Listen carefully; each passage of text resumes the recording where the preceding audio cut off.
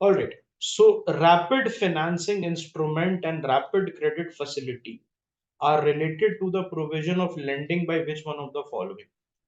Rapid credit facility, rapid financing instrument कब जरूरत होती है?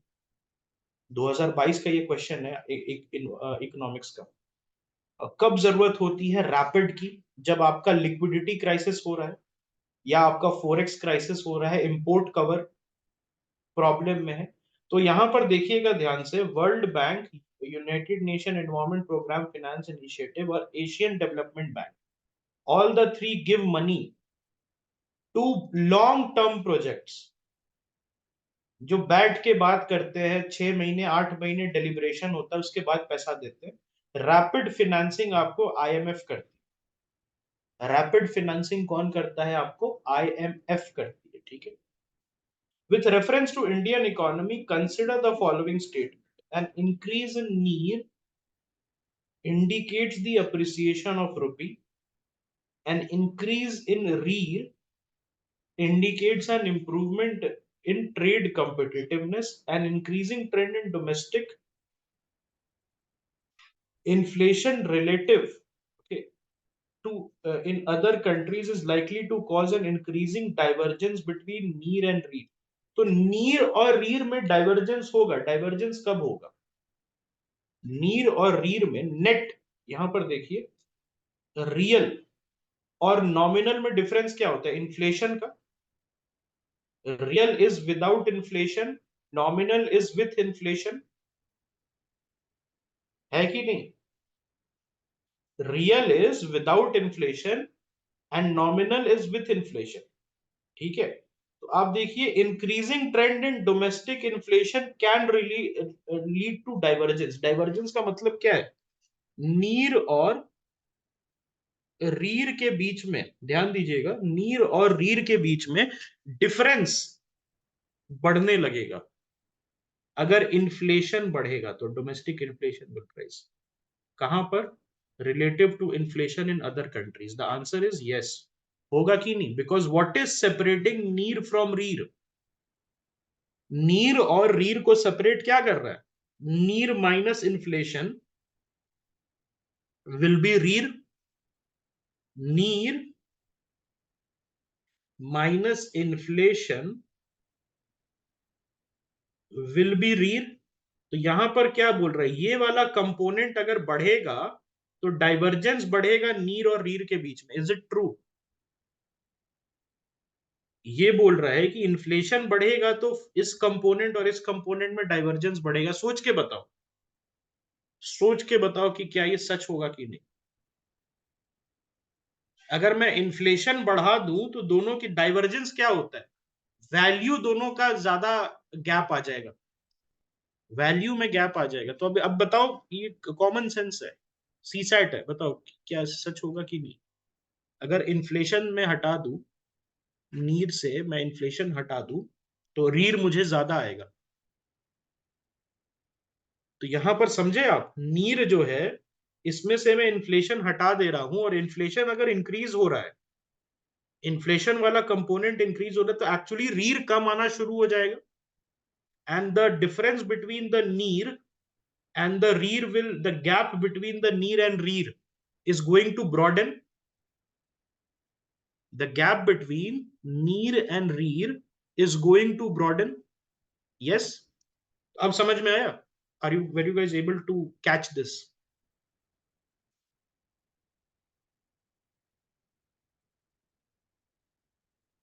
तो third statement is absolutely correct. First statement देखिए, increase in nominal effective exchange rate indicates the appreciation of rupee, and increase in rear indicates improve in trade competitiveness। देखिए, पहली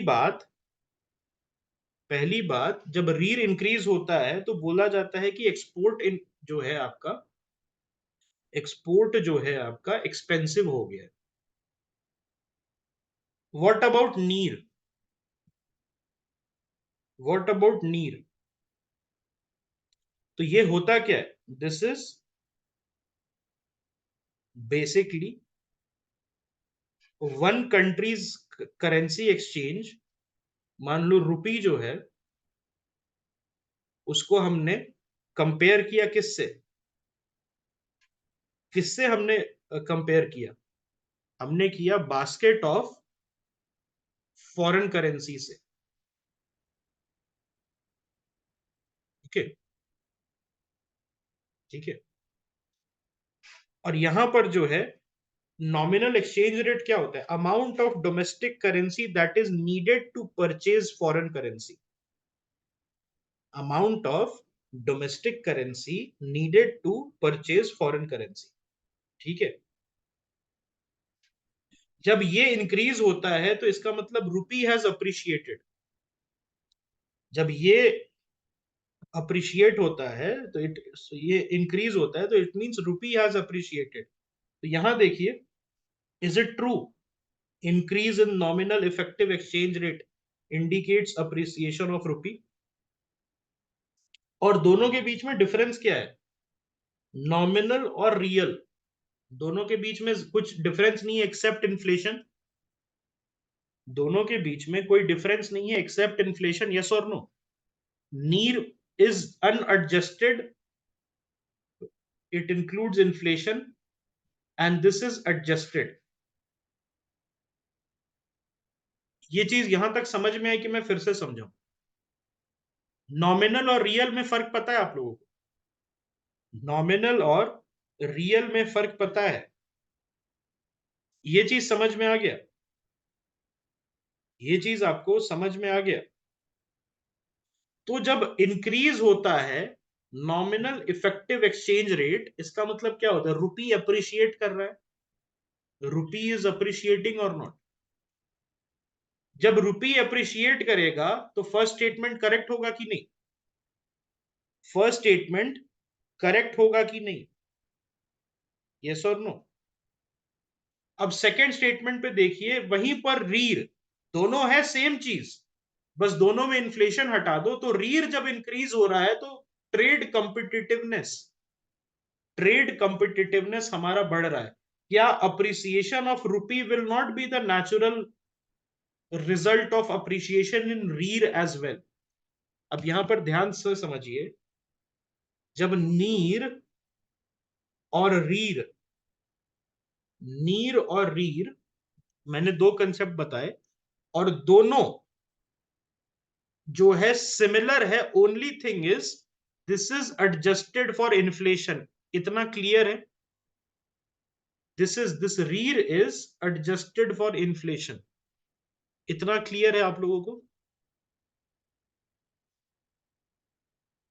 ठीक है, तो जो नीर है, अगर it is leading to appreciation of rupee, NEER का increase is leading to appreciation of rupee, तो रीर का इंक्रीज क्या जाएगा, रीर के इंक्रीज से क्या डिप्रिसिएशन होगा, जब दोनों सेम चीज है, ओनली डिफरेंस इज इन्फ्लेशन, दोनों सेम चीज है, ओनली डिफरेंस इज एक एडजस्टेड है एक अनएडजस्टेड है, अनएडजस्टेड का मतलब, अनएडजस्टेड का मतलब इन्फ्लेशन एडेड है, लेकिन फॉलो करेगा कि नहीं दोनों ट्रेंड को, ट्रेंड इनवर्स में नहीं जाएगा, डायरेक्टली प्रोपोर्शनल रहेगा कि नहीं, with the exception of inflation.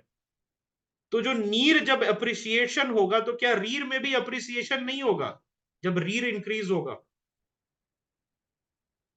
रीर में जब इंक्रीज होगा तो क्या उसमें उसमें तो और अच्छे तरीके से काउंट होगा ना अप्रिसिएशन, रीर अप्रिसिएशन, जब रीर इंक्रीजेस तो appreciation will be better, yes और नो, क्योंकि इसमें इन्फ्लेशन का बात ही नहीं है। Now can appreciation of rupee lead to trade competitiveness, can the appreciation of rupee lead to trade competitiveness, what will be the second answer, an increase in rear indicates an improvement in trade competitiveness, what will be the answer, the answer will not be the case। okay, और यहां पर आपको समझ में आ गया होगा answer क्या है, 1 and 3, ये टफ क्वेश्चन है, लेकिन अब समझ में आया इसके पीछे का क्या बैकग्राउंड है, what is the thought process, what is the thought process. With reference to the Indian economy, consider the following statement. If the inflation is too high, Reserve Bank of India is likely to buy government securities. अगर inflation बहुत ज्यादा high है तो इसको कम करने के लिए G-sec by करेगा। तो जीसेक जब बाई करेगा तो क्या होगा? जब आरबीआई जीसेक बाई करेगा तो मार्केट में लिक्विडिटी बढ़ेगी कि घटेगी? लिक्विडिटी बढ़ जाएगी। तो क्या हमें इन्फ्लेशनरी कंडीशन में ज्यादा पैसे की जरूरत है? इन्फ्लेशनरी कंडीशन में ज्यादा पैसे की जरूरत है? The answer is no. तो इसको हम काट देंगे। If the rupee is rapidly depreciating, RBI is likely to sell dollars in the market. अगर रुपी डेप्रिशिएट कर रहा है तो डॉलर को सेल किया जाएगा। This is true. Yes, why? Because जब डॉलर को आप सेल कीजिएगा, when you are going to sell dollar in the market, तो डॉलर का अवेलेबिलिटी इंक्रीज होगा, रुपी का अवेलेबिलिटी कम होगा। आरबीआई अपने पास रख लेगा रुपी को और डॉलर को मार्केट में दे देगा। द आंसर इज यस, ये ट्रू है। फर्स्ट स्टेटमेंट हटा दोगे तो वैसे भी आंसर आ जाना चाहिए, फिर भी हम देखते हैं। If interest rate in the USA और European union were to fall, that is likely to induce RBI to buy dollars. अगर मान लिया इंटरेस्ट रेट फॉल होता है यूएसए में, इंटरेस्ट रेट फॉल होता है अगर यूएसए में, तो इंडिया में भी इंटरेस्ट रेट फॉल होने की संभावना है। इंडिया में भी जो है इंटरेस्ट रेट फॉल होने की संभावना है। तो दूसरी चीज क्या है यहां? Buy dollars. Buy because dollars will become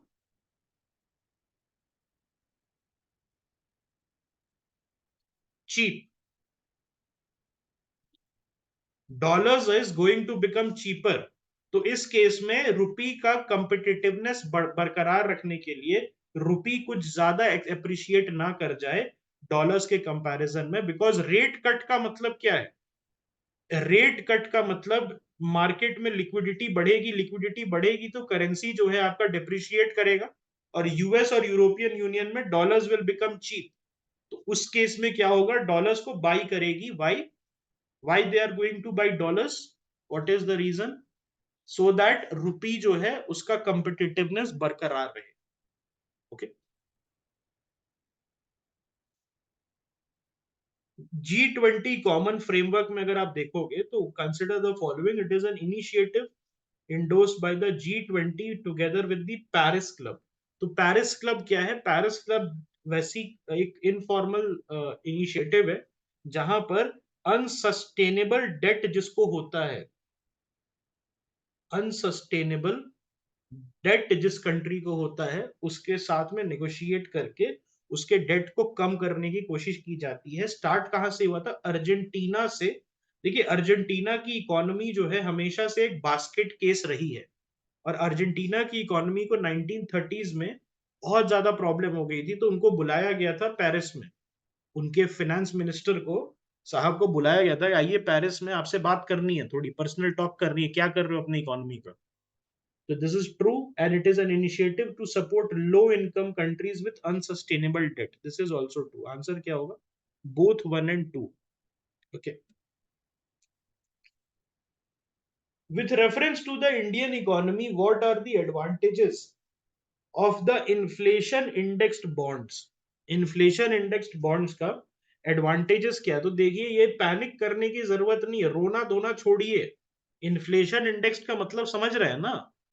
2021 में भी आया था इन्फ्लेशन इंडेक्स्ड वेजेस। 2021 का ये थीम है। तो इन्फ्लेशन इंडेक्स्ड वेजेस में आप क्या लिखेंगे? इन्फ्लेशन इंडेक्स बॉन्ड में जो कि ट्रैक कर रहा है इन्फ्लेशन को, something which is tracking the inflation. Yes. तो government can reduce the coupon rates on its borrowings by way of IIBs. IIBs provides protection to the investor from uncertainty regarding inflation. ये correct है। कोई inflation index bond क्यों खरीदेगा? ताकि inflation की uncertainty से बचे रहे। यस और no? This is true. Second statement is true. तो ये नहीं होगा। The interest rate received as well as capital gains और IIBs are not taxable। क्या ऐसा हो सकता है कि सरकार टैक्स ना ले? The same question was there in 2023, मतलब same kind of statement was there in 2023 prelims as well कि इस पे टैक्स नहीं लगता है। क्यों नहीं टैक्स लगेगा यार? सरकार हर हर चीज पे जब टैक्स लेती है तो इसको रॉन्ग हटा दो, तो जब इसको आप हटा दीजिएगा तो हमें आंसर मिल जाएगा 1 and 2। तो फर्स्ट स्टेटमेंट में क्या है, government can reduce the coupon rate on its borrowings, ये ट्रू है कि नहीं? यहां पर आपको सिर्फ इंग्लिश पढ़ना है, आपको कुछ ज्यादा कॉम्प्लेक्स नहीं पढ़ना है। कूपन रेट क्या होता है, जिस पे बाई कर रहे हैं आप, तो क्या inflation indexed bond, inflation index bond को कम कूपन रेट में नहीं बेच सकते। Why? Because we are giving you this additional facility of inflation index bonds. Isn't this an additional feature? जैसे गाड़ी में जब एडिशनल सनरूफ डाल दिया जाता है, एयर प्यूरिफायर डाल दिया जाता है, सीट कवर डाल दिया जाता है, तो उसको क्या एक्सपेंसिव नहीं बेचती है?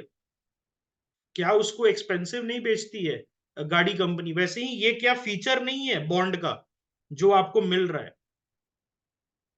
तो कुछ गेन मिल रहा है तो कुछ लॉस भी होगा ना इन्वेस्टर को। तो what is that loss? That government will reduce the coupon rate on its borrowings by way of IIBs, है कि नहीं? तो इन्फ्लेशन इंडेक्स बॉन्ड पे सरकार अपना कूपन रेट कम कर सकती। अगेन यहाँ कैन भी है, देख सकते हैं, कैन रिड्यूस। आंसर क्या है? 1 and 2। With reference to foreign owned e commerce firms operating in India, which of the following? तो ये रूल्स था, दिस वाज रूल्स। अभी मैंने कवर किया हुआ है सारे एक्ट्स और बिल्स वाला जो मैंने आपको डॉक्यूमेंट भेजा है। I have covered all the rules till 2019, but ये जो रूल है ये न्यूज में था उस समय। So they can sell their own goods in addition to offering their platform as market place. तो ये गलत है।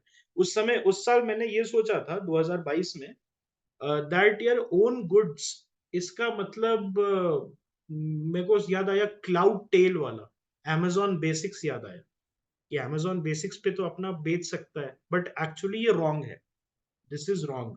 दे cannot sell their own goods, and the degree to which they can own big sellers on their platform is limited.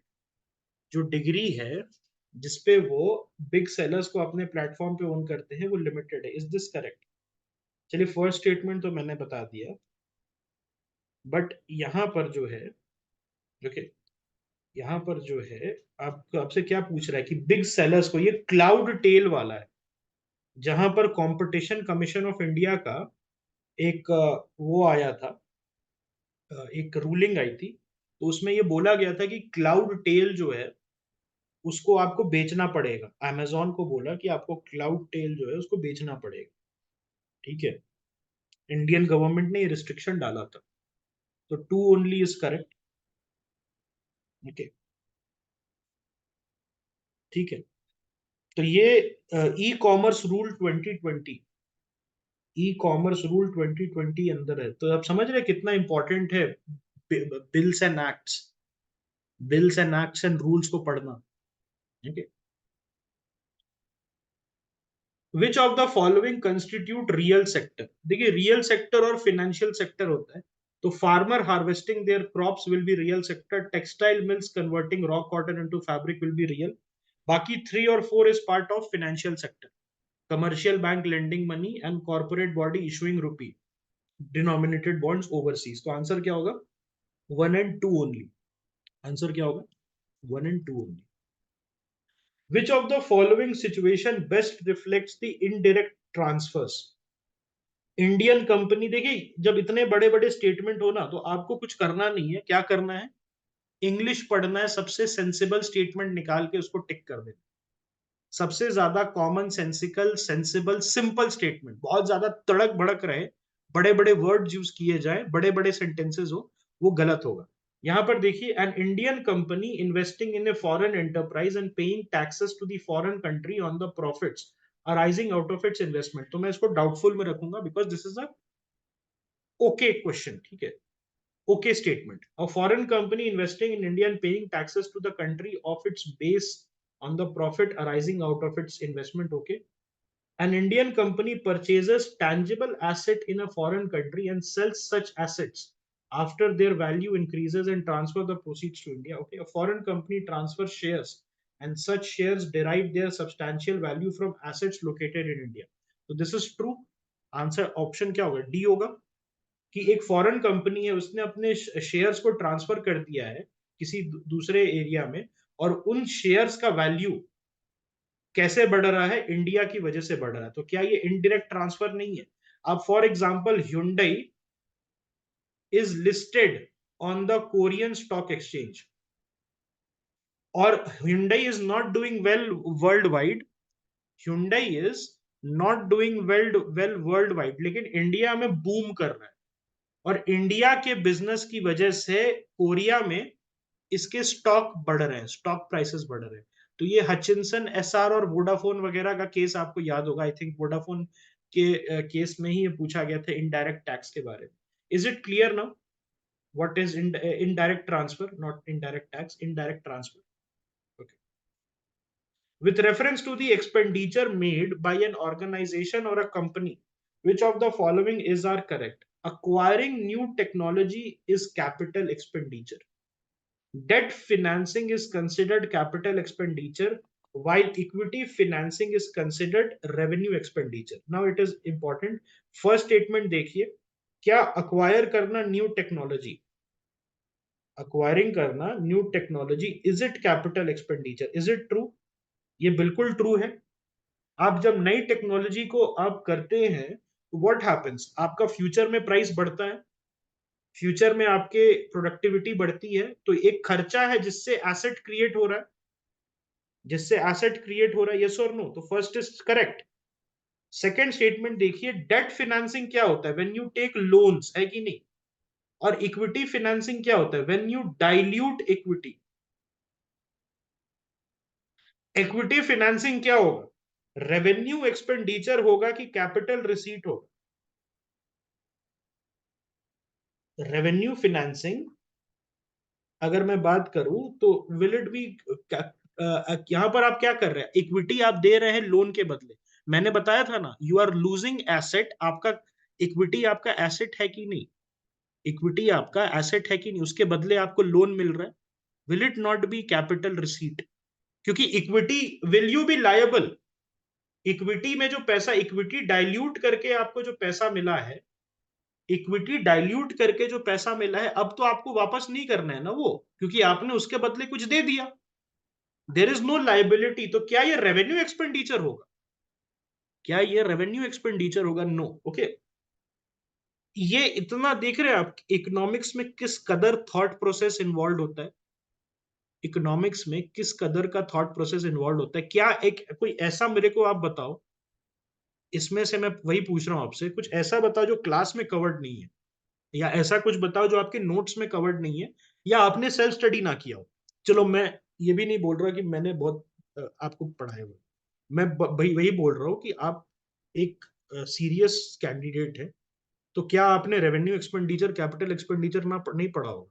ऐसे तो class में हुआ है हमारे, और बहुत अच्छे से हमने करा है, और आप बिल्कुल ये कर सकते हैं। आप में से जितने भी यहाँ प्रेजेंट हैं सबको ये आता है। प्रॉब्लम कहां पर आ रही है? प्रॉब्लम है कि हम बहुत ज्यादा रोंदू हो जाते हैं, हम बहुत ज्यादा पैनिक करने लगते हैं कि बहुत टफ है यार, ये तो मैंने पढ़ा ही नहीं है, मैंने तो किसी टेस्ट सीरीज में किया नहीं है। अरे तो सॉल्व करो ना बैठ के, सॉल्व तो करो, बैठ के सॉल्व तो करो, बन जाएगा। पैनिक नहीं करना इकोनॉमिक्स में। इकोनॉमिक्स में देख रहे हो ना किस तरीके से, कितना साइंटिफिक है, सोचना पड़ता है। नीर से माइनस किया इन्फ्लेशन, तो डाइवर्जेंस आया। अब वहां पर क्या, डाइवर्जेंस डाइवर्जेंस डाइवर्जेंस क्या होता है? What is divergence? अरे यार इतना टफ क्वेश्चन है, डाइवर्जेंस है इतना, बाप रे, बगल वाला मेरा क्या कर रहा है, व्हाट इज ही डूइंग? अरे ये तो क्वेश्चन देख रहा है, ये कैसे क्वेश्चन देख रहा है, डाइवर्जेंस पूछ लिया। तो डाइवर्जेंस का हिंदी मतलब निकाल लो, अंग्रेजी, अंग्रेजी तो आती है। डाइवर्जेंस मतलब क्या है? एक दूसरे के उलट उल्टे तरीके से जा रहे हैं।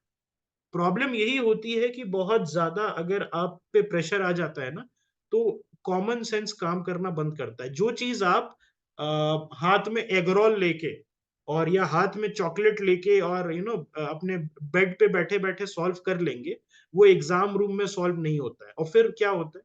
लैमेंटिंग, कि यार हो सकता था, यार कर सकता था, अरे यार। ओके, ठीक है।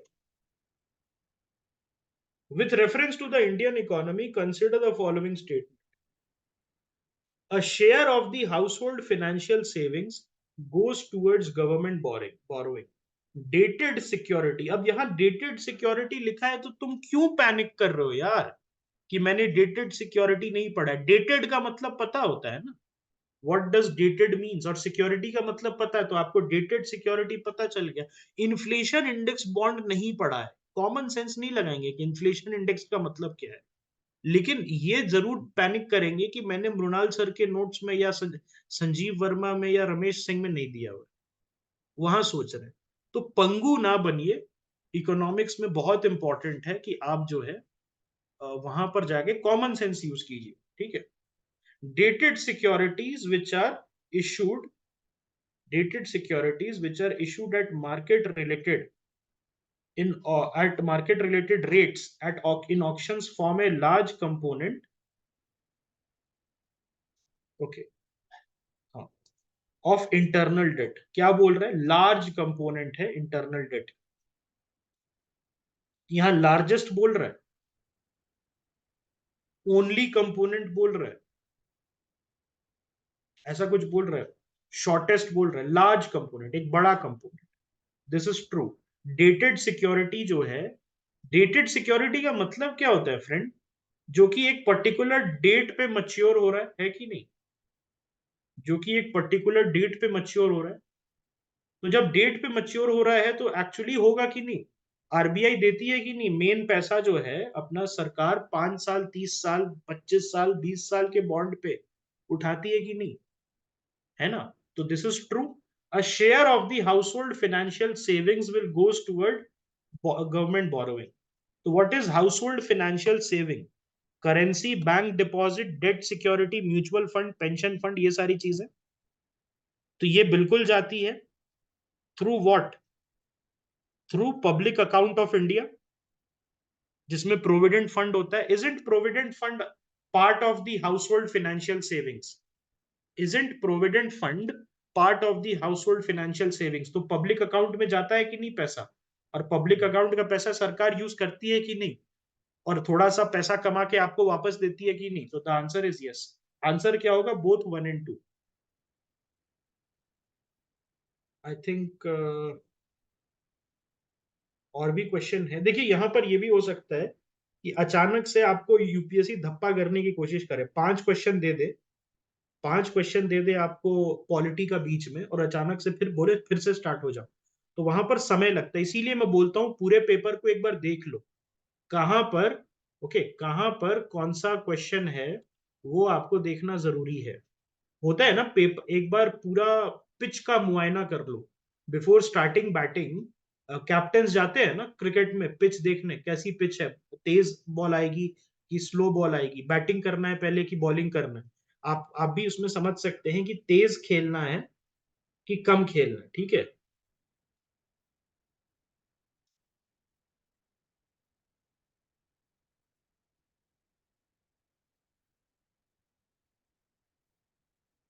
सो इसके बाद में भी है, I just come to that, ये रहा।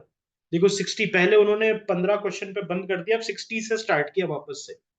Tight monetary policy of US Federal Reserve could lead to capital flight. Capital flight मतलब क्या है, पैसा आपके सिस्टम से भाग रहा है।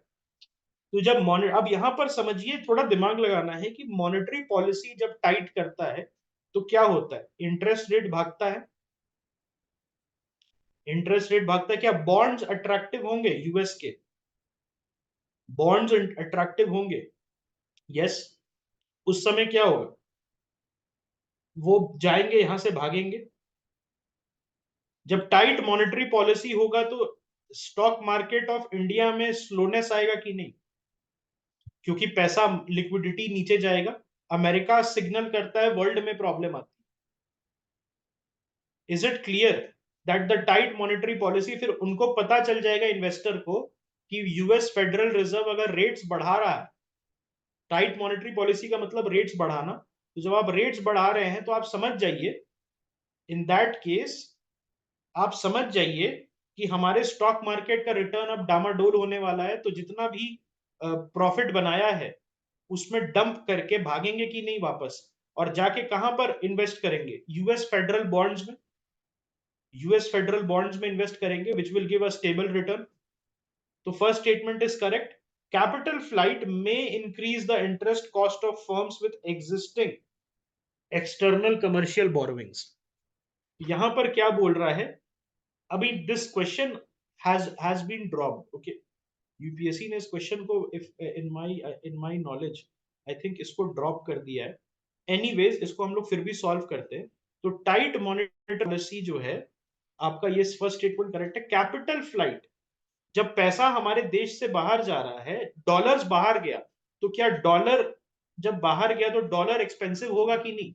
जब डॉलर्स बाहर लेके चले जाएंगे, डॉलर्स बाहर लेके चले जाएंगे तो एक्सपेंसिव होगा, because it will become scarce, it will become scarce in comparison to rupee. तो यहां पर क्या बोल रहा है, यहां पर क्या बोल रहा है कि जिनका एग्जिस्टिंग एक्सटर्नल कमर्शियल बोरोविंग है, existing external commercial borrowing, they might be in the problem. This is true. अब मान लिया रिलायंस ने क्या किया, रिलायंस ने लिया था $1 बिलियन का लोन, उसको कन्वर्ट किया 70,000 करोड़ में at the rate of $1 equals to 70 रुपए, और 70,000 करोड़ लेके अपने कंट्री में इन्वेस्ट किया, अपने बिजनेसेस में इन्वेस्ट किया। रिलायंस जब डॉलर्स में डेट लेगा तो क्या डॉलर्स में इन्वेस्ट करेगा? इंडिया में डॉलर्स में थोड़ी इन्वेस्ट करेगा, पहले उसको कन्वर्ट करेगा कि नहीं? पहले उसको कन्वर्ट करेगा ना इंडियन करेंसी में। तो अब रिलायंस को जब पैसा वापस करना है तो वो रुपी में देगा कि डॉलर्स में देगा? रुपी में देगा या डॉलर्स में देगा? हम्म डॉलर्स में देगा। तो आप समझ रहे हैं, अब रिलायंस को 14,000 करोड़, मान लिया कि जब रिलायंस ने लिया था तो 70 रुपए था $1, अब कैपिटल फ्लाइट हुआ, 14 रुपए बढ़ गया, $1 इक्वल्स टू 14, ये 84 रुपीज। तो क्या रिलायंस को ज्यादा पैसा कन्वर्ट करना पड़ेगा? रिलायंस को जरूरत से ज्यादा पैसा कन्वर्ट करना पड़ेगा एक्स फालतू के 14,000 crore, just because of difference in Indian rupee and dollar? क्या ये चीज सबको समझ में आई, व्हाट आई जस्ट सेड? आप समझिए ऐसा कि रिलायंस ने 2020 में जब $1 इक्वल्स टू ₹70 था, तो $1 बिलियन का लोन लिया, $1 बिलियन का लोन लिया, ठीक है? तो अब रिलायंस किस लिए लोन लेगा? बिजनेस में इन्वेस्ट करने के लिए। रिलायंस किस लिए लोन लेगा? बिजनेस में इन्वेस्ट करने के लिए। तो अपने बिजनेस में इन्वेस्ट करने के लिए पहले कन्वर्ट करेगा ना इस लोन को, यस और नो? तो इसको कन्वर्ट किया किस रेट पे? 70,000 करोड़ में। 70,000 करोड़ में कन्वर्ट हुआ कि नहीं है, at the rate of $1 equals to ₹70।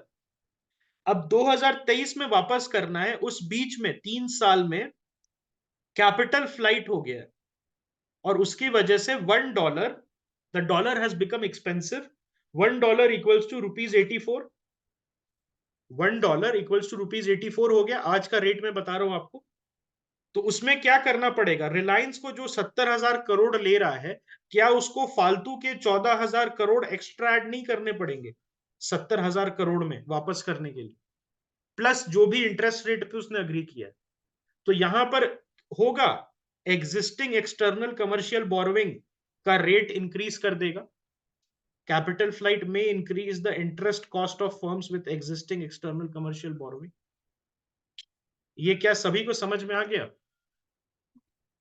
और थर्ड स्टेटमेंट देखिए, devaluation of a domestic currency decreases the currency risk associated with ECB. This is wrong. Devaluation जो है, okay, I just explain it again. Devaluation की वजह से, devaluation क्या होता है? एक्सपोर्ट कॉम्पिटिटिवनेस के लिए आपका रुपी बहुत ज्यादा अप्रिशिएट कर रहा है, तब devaluation is a government, it's a government decision. Depreciation is a market decision, devaluation is a government decision. क्या ये चीज आपको समझ में आई?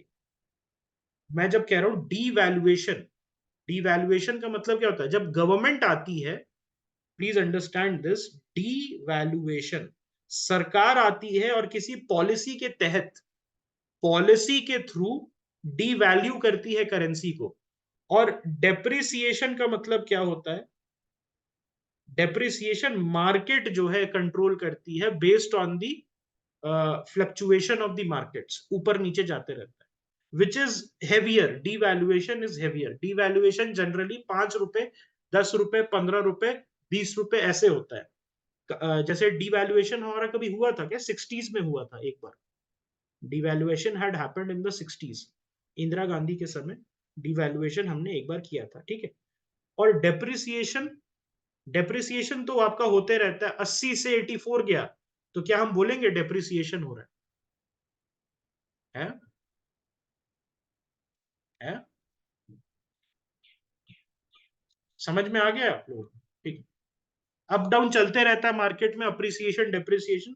Devaluation is a policy decision, depreciation is a market decision. I hope everybody को clear है ये। अब यहां पर देखिए, devaluation of domestic currency will decrease the currency risk. ऐसा हो सकता है क्या? ऐसा हो सकता है क्या? करेंसी रिस्क को डिक्रीज करते नहीं, करेंसी रिस्क फिर भी रहेगा, करेंसी रिस्क फिर भी रहेगा, ठीक है।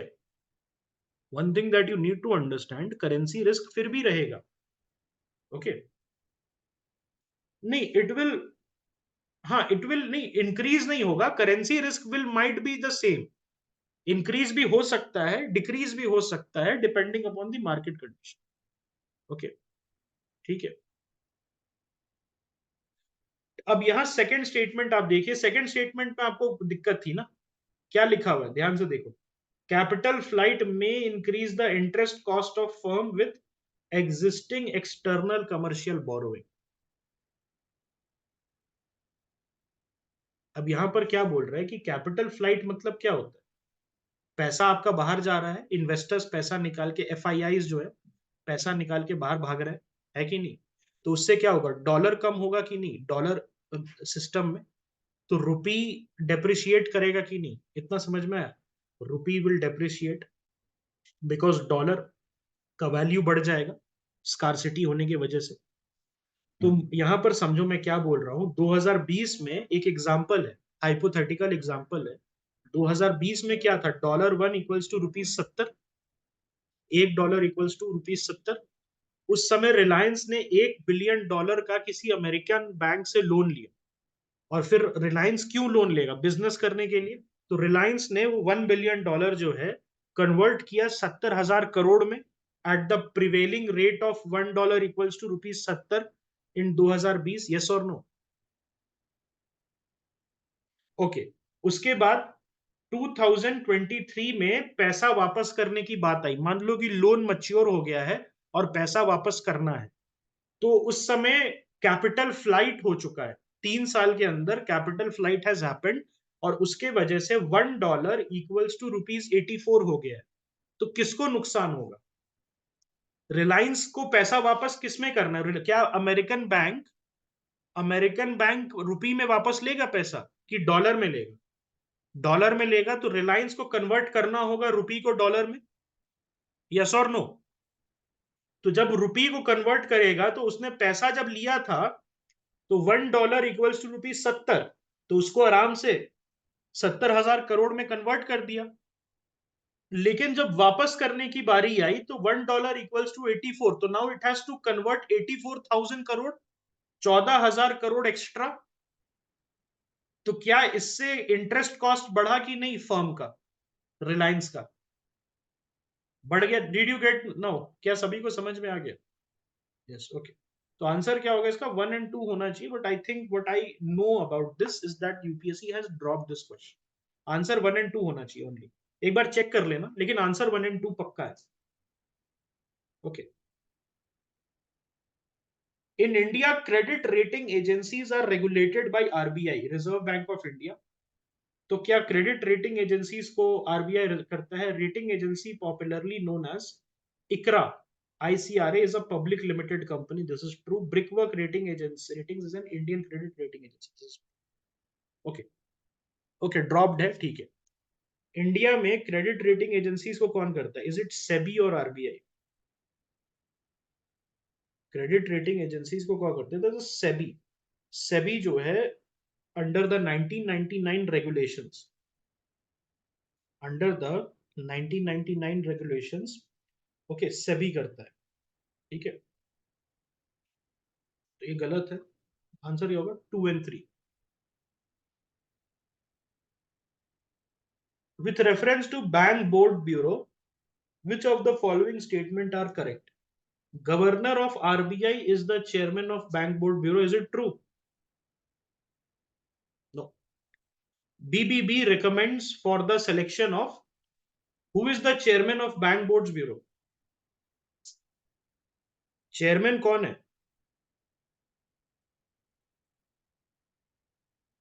Any idea? सर्च कम सिलेक्शन कमेटी, सर्च कम सिलेक्शन कमेटी याद है? उसके थ्रू है ना, सेंट्रल गवर्नमेंट अपॉइंट करती है, तो ये गलत है। BBB recommends for the selection of heads of public sector bank, this is true. अभी तो ये इररेलेवेंट हो गया क्वेश्चन, है कि नहीं? अभी तो इररेलेवेंट हो गया, लेकिन उस समय ये रेलेवेंट था। BBB helps the public sector banks in developing strategy and capital raising plans. So this is true. अब क्यों irrelevant मैं क्यों बोल रहा हूं? इसके जगह कोई और आ गया है क्या? इसके जगह कोई और आ गया है क्या? FSIB। ओके, एक्सपेक्ट कीजिएगा FSIB पे क्वेश्चंस हो सकता है आएगा इस पर। आंसर क्या होगा इसका? 2 and 3। With reference to convertible bonds, consider the following: as there is an option to exchange the bond for equity, convertible bonds pay a lower rate of interest. Will this be correct? Just on the basis of whatever we have read till now, just on the basis of whatever we have read till now, उस common sense पे बताइए कि अगर कुछ extra option आपको दे रही है सरकार या कोई भी इंस्टीट्यूट, तो क्या आपको lower interest rate नहीं देगी? क्योंकि आपको एक एक्स्ट्रा ऑप्शन बिल्कुल पॉसिबल है। Answer is first is correct. The option to convert to equity affords a bond holder a degree of indexation to rising consumer prices. तो आप यहां पर समझेंगे अंग्रेजी, इंग्लिश समझेंगे और समझेंगे हो क्या रहा है। ये मत जाइएगा कि मैंने नहीं पढ़ा या ये बहुत ज्यादा कॉम्प्लेक्स है, क्या बोल रहा है।